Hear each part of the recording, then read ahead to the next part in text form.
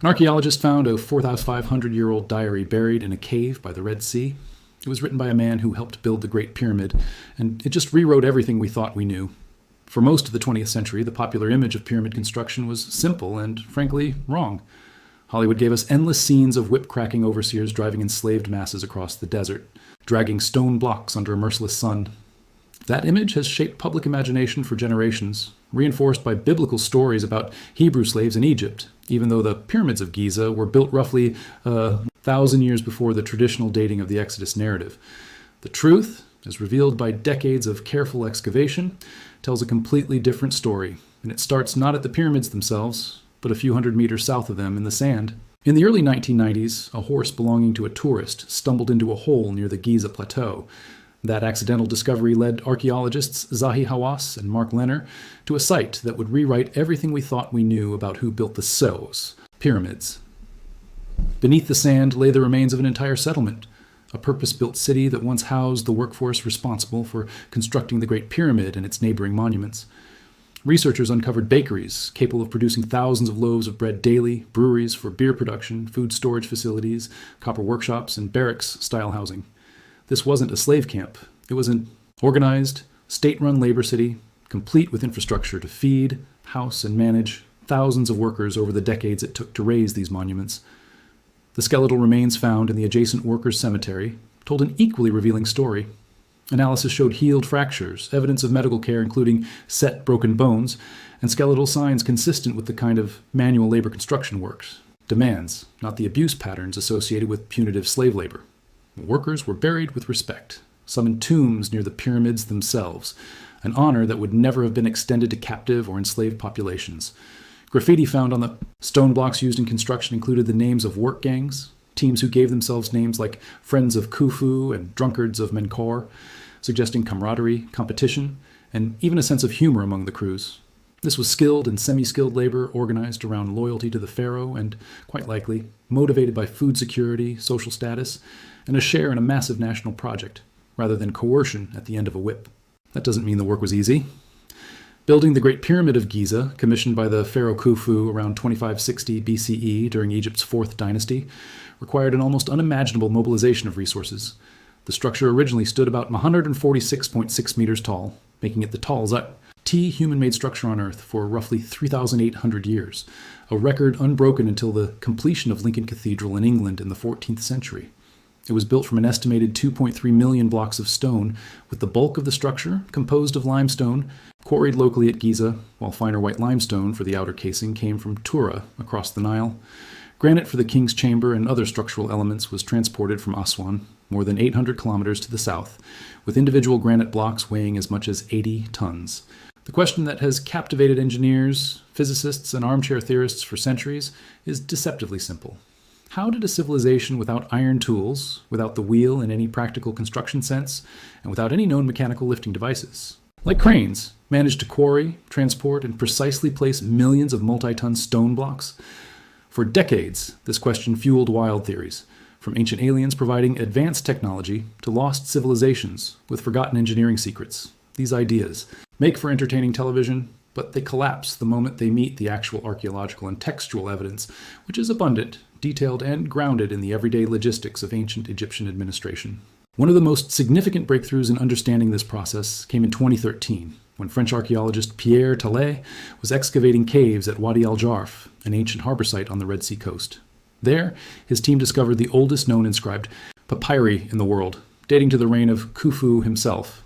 Among these documents was a work diary belonging to a middle-ranking official named Merer, who led a team of about 40 men responsible for transporting limestone from the Tura quarries to the Giza construction site.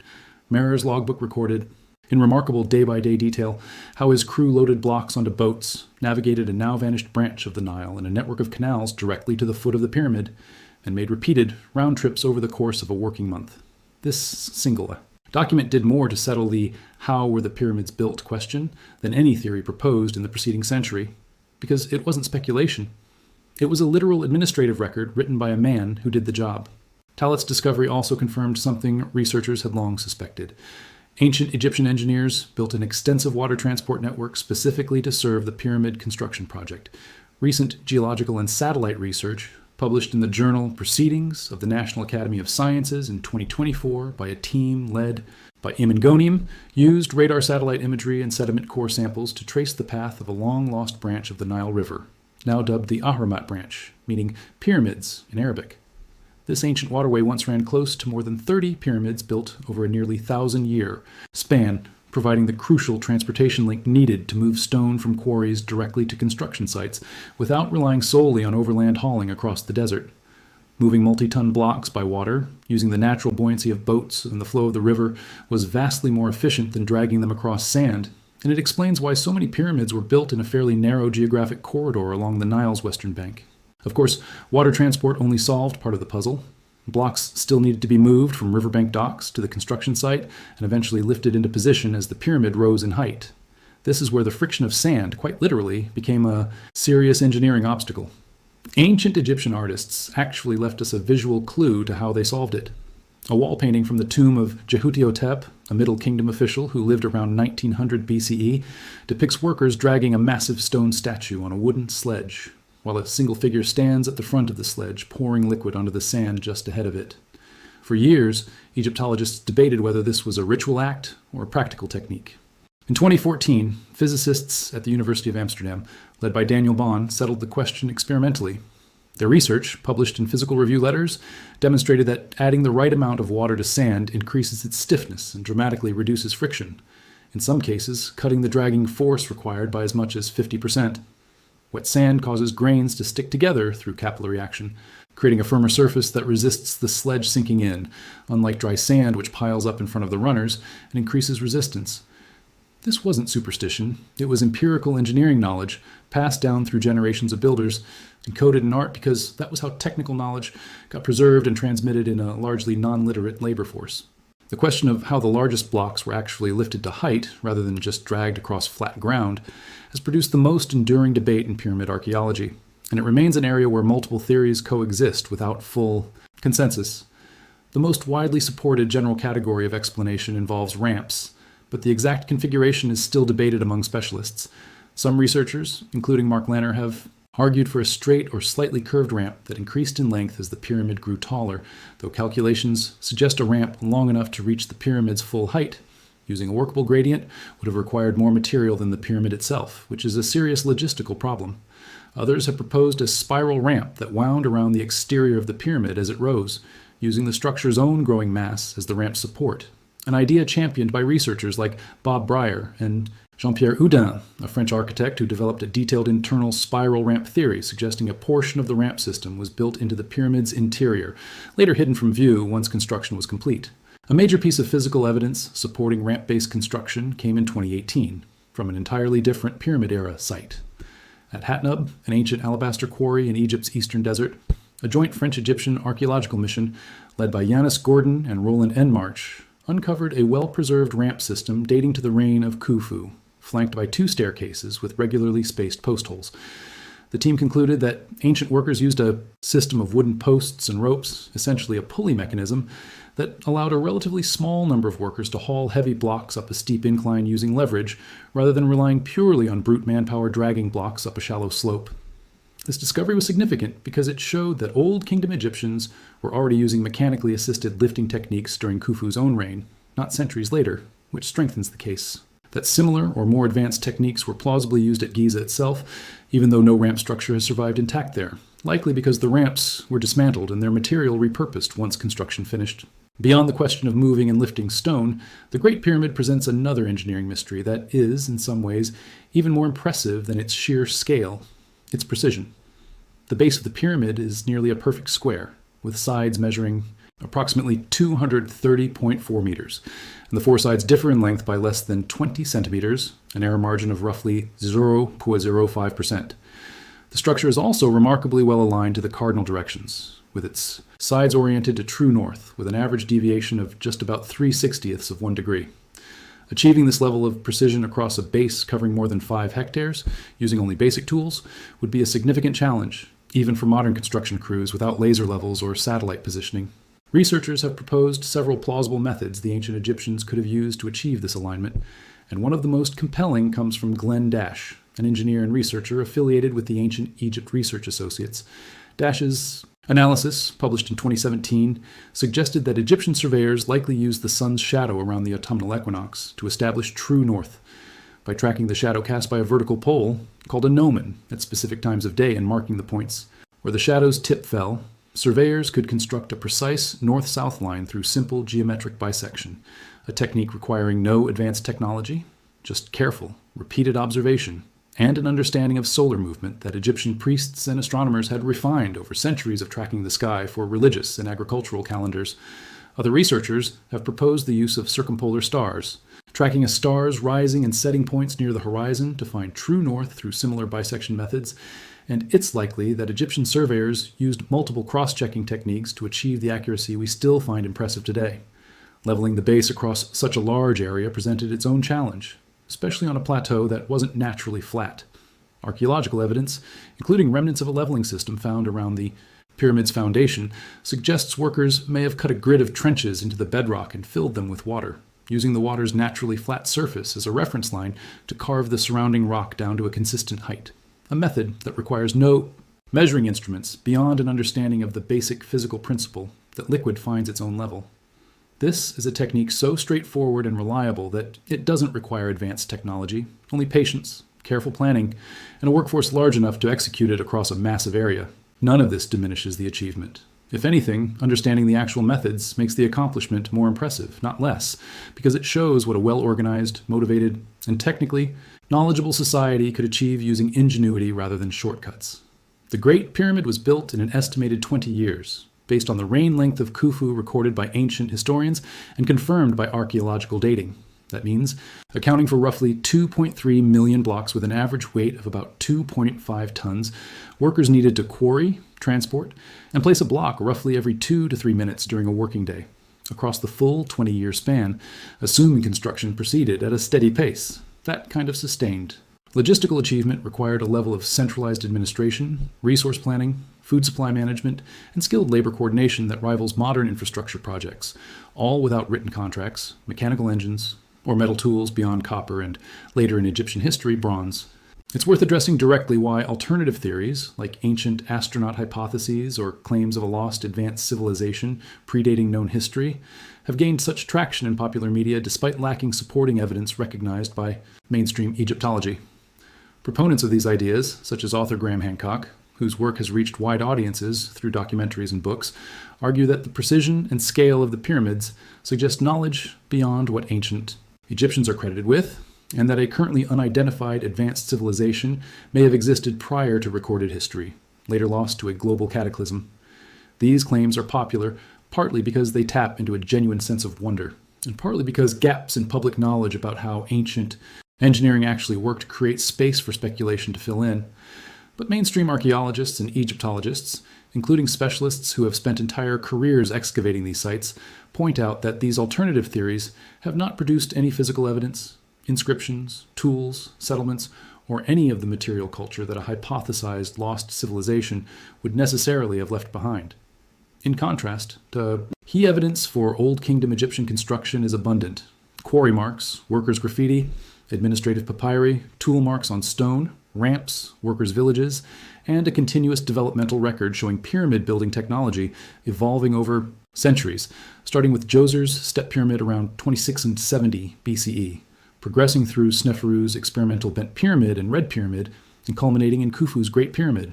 This progression itself is powerful evidence against a sudden externally granted technology, because we can trace the trial and error, the engineering failures and corrections that any genuine developmental process would produce. The bent pyramid's change in angle partway up its structure is essentially physical evidence of ancient engineers recognizing a design flaw mid-construction and adjusting their approach. Exactly what you'd expect from a civilization learning through experience, not one operating with borrowed, perfected knowledge. So where does artificial intelligence actually fit into this story, beyond the misleading viral headlines? When AI language models like Grok or any other large language model are asked genuine questions about pyramid construction, they don't have access to secret archives or hidden truths unknown to human researchers. These systems are trained on publicly available text, including peer-reviewed archaeological research, Historica, HEAL records, and academic consensus, and they generate responses by synthesizing that existing body of knowledge.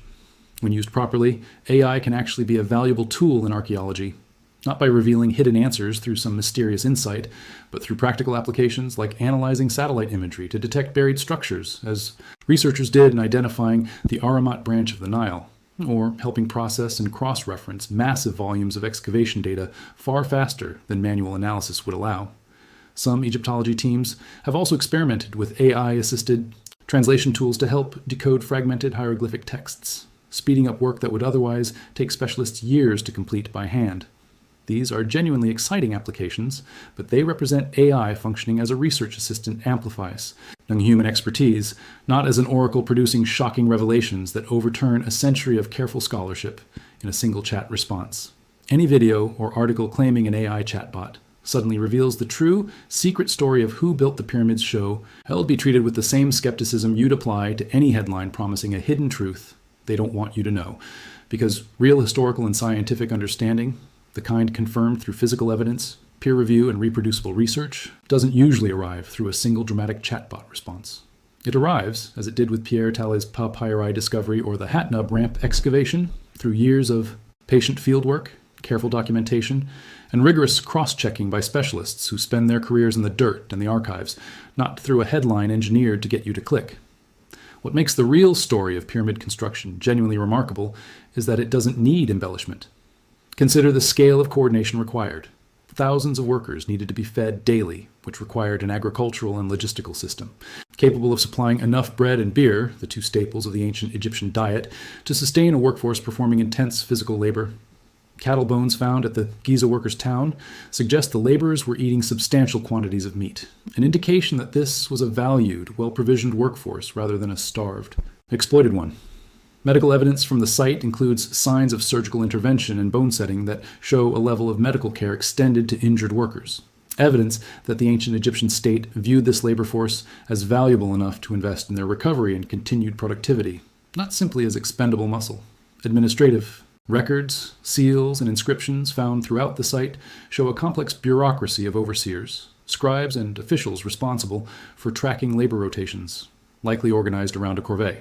Style system where different regions of Egypt sent labor gangs on a rotating schedule, possibly tied to agricultural cycles when farming work along the Nile floodplain was reduced during the annual flood season, freeing up manpower for large state construction projects during those months. This system, this entire civilization-scale mobilization of resources, planning, and labor, represents one of humanity's earliest and most impressive examples of large-scale project management, executed with a level of mathematical, astronomical, and engineering sophistication that took modern researchers over a century of careful study to fully appreciate. The people who built the Great Pyramid weren't slaves following orders under threat of the whip, and they weren't following blueprints handed down by aliens or a forgotten super-civilization. They were skilled Egyptian laborers, farmers, quarrymen, sailors, and craftsmen, organized by a state administration capable of extraordinary logistical coordination, working within a shared belief system that saw the pharaoh's tomb as a monument tied directly to cosmic order and the continuation of the kingdom itself. Every stone placed was an act of both engineering and devotion, built by real people whose names, in some cases, survive today, scrawled onto the very blocks they hauled into place more than 4,500 years ago. The next time you see a video promising that an AI chatbot has uncovered a shocking secret about the pyramids, ask yourself a simple question. What actual evidence is being presented? Real archaeological breakthroughs like Talet's papyri or Ghonem's satellite mapping of the lost Nile branch come with published research, peer review, site locations, and physical artifacts you can go see for yourself in Egyptian museums, or in some cases, still standing at the original excavation sites. They don't come. Wrapped in a thumbnail promising researchers were left speechless by a chatbot. The true story of the pyramids has survived for over 4,000 years without needing a dramatic AI reveal to make it compelling, because the truth, when you actually dig into it, quite literally, has always been extraordinary enough on its own. If this deep dive into the real history behind the pyramids gave you a new appreciation for what ancient engineers actually accomplished, hit that like button and subscribe for more evidence-based explorations into history's greatest mysteries. Drop a comment below telling me which ancient engineering feat you want us to break down next, and share this video with someone who's been fooled by one of those AI clickbait videos. They deserve to know the real story too. Thanks for watching, and I'll see you in the next one.